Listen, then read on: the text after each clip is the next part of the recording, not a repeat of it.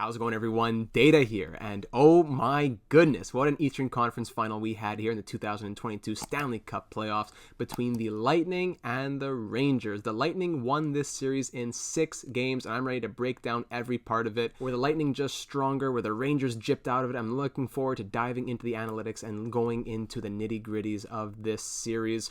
Now, originally, I did think the Lightning would take it in 5 or 6, but each game being extremely close, and that wasn't too far off from what actually happened as the Rangers dropped in 6. I already did a short breakdown video on the Avalanche and the Oilers. I'm going to do this video on the Lightning and the Rangers. And later tonight, if you're watching this live when it drops, I will be doing a Stanley Cup Final preview between the Avalanche and the Lightning. But right away, hopping into this series that was between the Lightning and the Rangers, here's the interesting thing, ladies and gentlemen. I don't know, I'll preface this, little DataCast episode by saying I had no dog in this fight. I had no horse in this race. I'm always, just as a human, interested in the underdog, of course, right? So I would have been happy if the Rangers won, but I did think that the Lightning were the better team overall. Now, the Rangers obviously had the better goaltending. I think their defense was stronger, but the team as a whole, I think I gave the edge to the Lightning, and this is kind of reflected in the expected goals for percentage. Based on the game that was played, the Lightning, all the way from the beginning to the end of this series, were the favorite every single game according to expected goals for 5-on-5 play. 58, 58, 69, 65, 55, and then 77% of the expected goals for at 5-on-5 going to the Lightning. So the closest the Rangers ever came was 45, 55. Aside from that, they were often in the low 40s, mid 30s, or even 23% here. So honestly, speaking just from an analytics perspective, I think the Rangers should count their blessings to have been in the series as much as they were, especially winning games 1 and 2, where they had only 42% of the expected goals for percentage. But let's move into the other numbers and see if that trend continues. Now, obviously, the story of this series was the goaltending, and by far, not that Vasilevsky didn't do well, but by far, Igor Shesterkin was the better goalie. In Game 1, Vasilevsky allows 2.7 goals above expected. In Game 1, Igor Shesterkin saves 2.7 goals above expected. In Game 2, Vasilevsky allows another 0.2 above expected. Meanwhile, Igor continues to soar, saving another 1.5 goals above expected, another 1.8 goals above expected, another 0.2 above expected, another 1.2 above expected, and then finally ending the series with a cumulative 8.5 goals saved above expected. Now, Vasilevsky did end in the positives. Now, in games 1 and 2, negative 2.7, and then another negative 0.2 to bring him to negative 2.9 cumulatively, Vasilevsky was below average. He was still good, but he was technically below average in the games where the Lightning were expected to score 58% of the expected goals for. However, the Rangers came out on top in both those games. Now, in games 3, 4, 5, and 6, not always by large margins, especially in game 3 to 4 here, Vasilevsky saving another 1.7 above expected. That was probably his best performance in that game of, again, the Rangers, from game 3 to 4. So that means in game 4 was where he had that big boost right there, where the Lightning had 65% of the expected goals for at 5-on-5. And then from there, it was another 1.1 in game 5. Where it was a 55-45 split, and then in game 6 where the Rangers were down 23% to 77%, Vasilevsky only had to save 0.4 goals above expected. So he wasn't as challenged as Shesterkin was between the pipes, I don't think. Shesterkin was having to make miracles, while Vasilevsky was playing well, but he wasn't having to do anything crazy. In games 1 and 2, the Rangers took advantage of this, and they won those 2 games. But the crazy thing is, even when Shesterkin saved 1.8 or 0.2 or 1.2 or 1.2, whether or not he did that, when he did that, not just saving, aside from the points from the 6 to the 6.2, he was saving over 1 goal above expected per game, at least 1, if not sometimes 2+. So that's the crazy thing. Shesterkin was making miracles out there. Let's dive a bit more deeply into this series now. Let's look and break down the games here. Game 1, as the Rangers win at 5-2. Game 2, the Rangers win at 3-0. Game 3 was the big one where the Rangers lost by only a score of 1-0. This is what I said in my original video.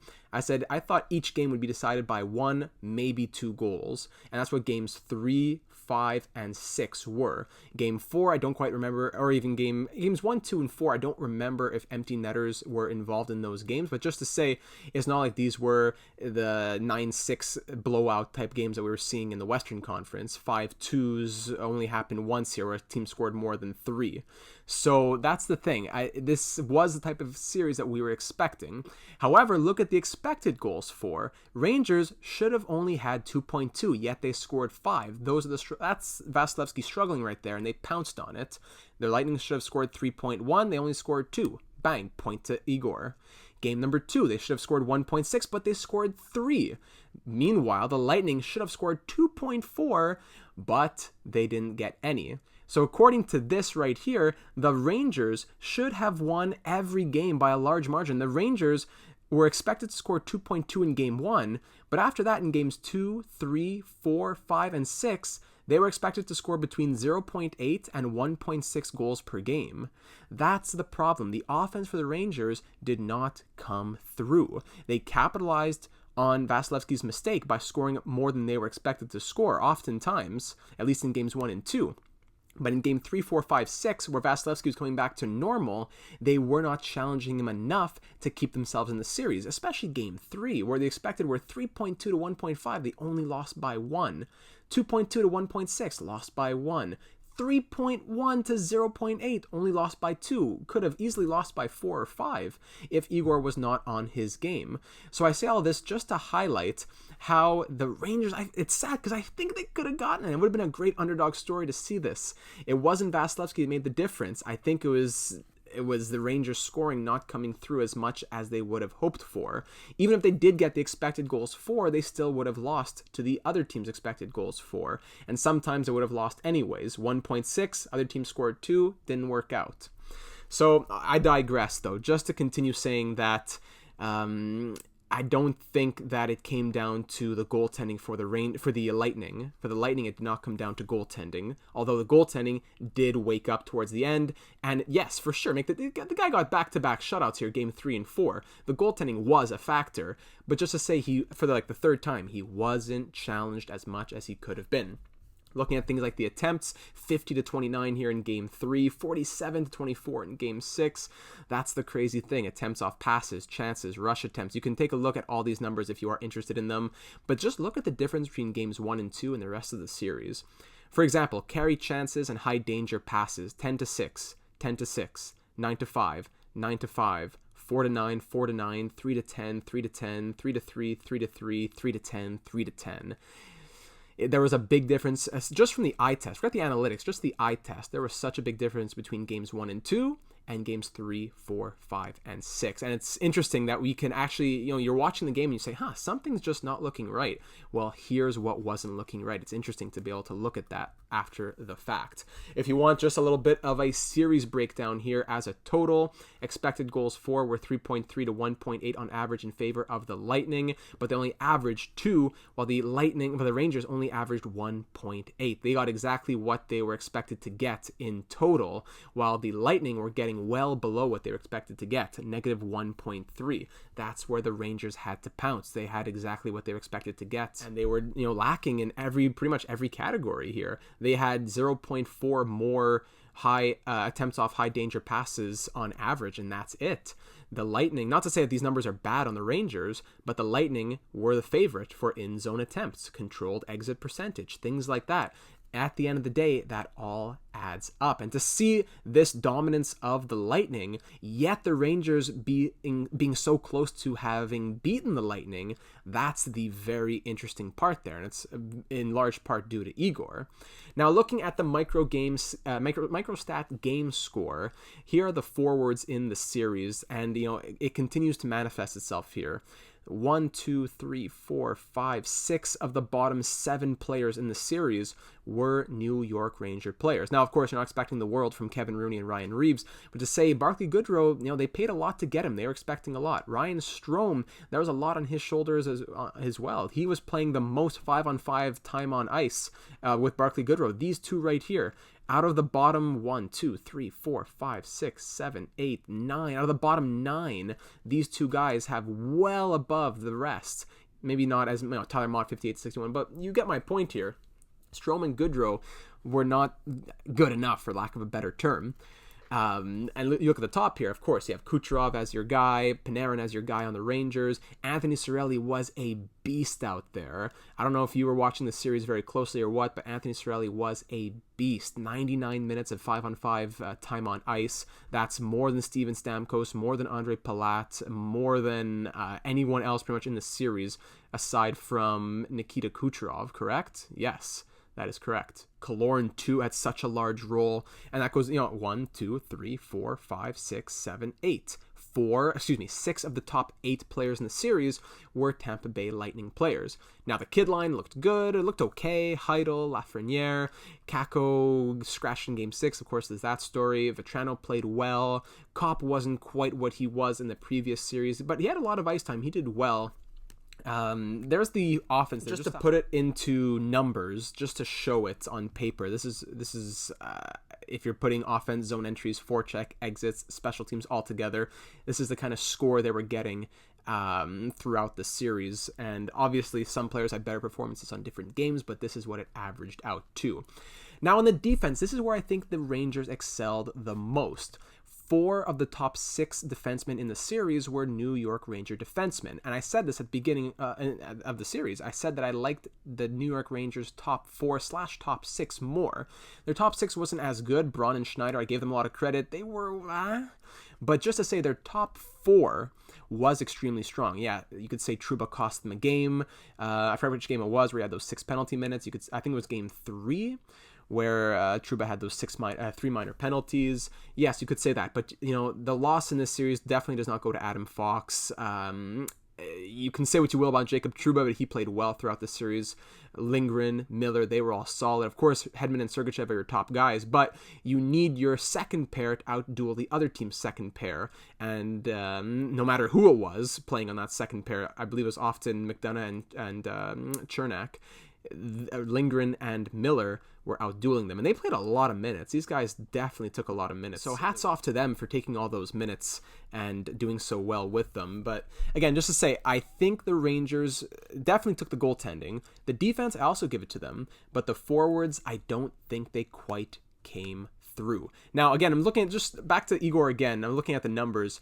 The man saved 23.11 goals above expected in all situations through 20 games. Through 20 games, he saved over 23 goals above expected.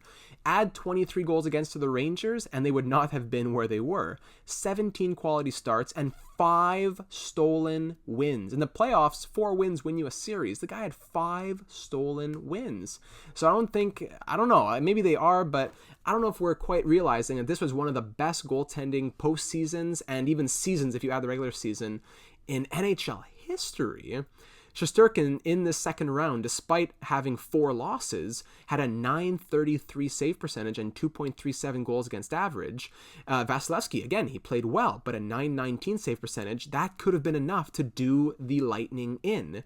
But because of the somewhat ineffectiveness of the Rangers offense, it didn't quite get there. 2.35 goals against average. Now, looking at just the Rangers offense throughout this series, of course, they did have players come through. I'm not saying their offense didn't come through at all. Zibanejad, Panarin, Vetrano, Kreider, and Fox were all a point away from point per game status. 5 and 6 from 5 players. Extremely well done.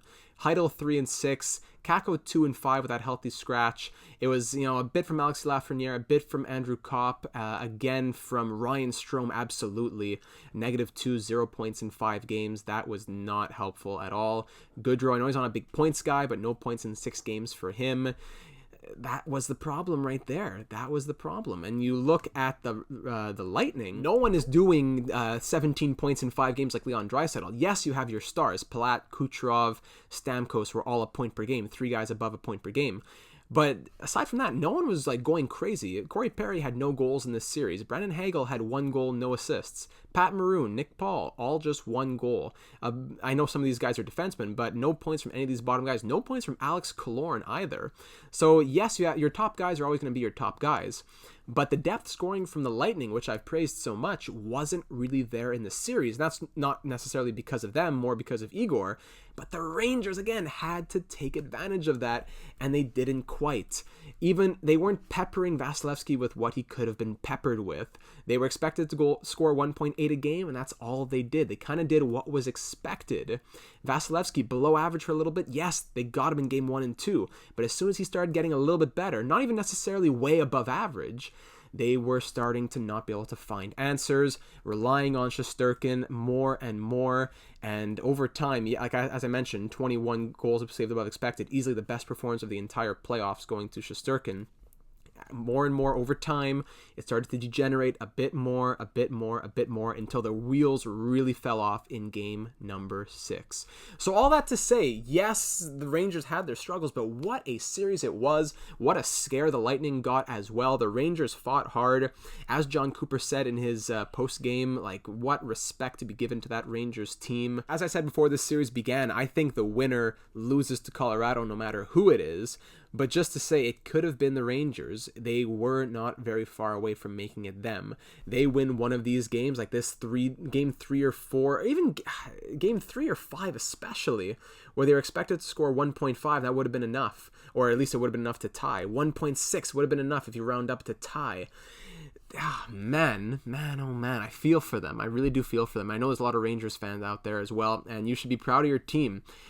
But, you know, the Lightning, they're a good team for a reason as well. I'm not trying to say that the Lightning are only going through because the Rangers didn't show up when they needed to. I'm saying the Lightning also made it through because, again, look at the microstat game score. Look at these guys. 1, 2, 3, 4, 5, 6, 7, 8. 6 of the top 8 players coming from the Lightning. So the Lightning know what they are doing, and it's going to be a great Stanley Cup final. So I'm going to go ahead and stop there. I'm going to make another video separately to preview the Stanley Cup final. But I hope that you enjoyed this one. Let me know your thoughts down below. What did you think about the Lightning and the Rangers? Who do you think the star of the series was? Maybe a star aside from Shesterkin, because I think it goes without saying that Shesterkin was the star. What did you like, dislike? What do you think went wrong in the series for the Rangers? What went right for the Lightning? Did they just get lucky or what? I'd love to discuss that more with you down in the comments. I hope that this video was informative and interesting to you, because I know it is extremely interesting to me. I love the numbers. So if you enjoyed it, be sure to leave a like, and also do consider subscribing. Take a look around the channel. We're starting up our new NHL 22 franchise mode series very soon. We have these podcast style videos that happen as well, and much more. So take a look around the channel, and if you think it'll be something that interests you, we'd love to have you join the team. So I'll go ahead and stop there. Thank you so much for taking the time to listen. Looking forward to the Stanley Cup final, and I will see you in the next one.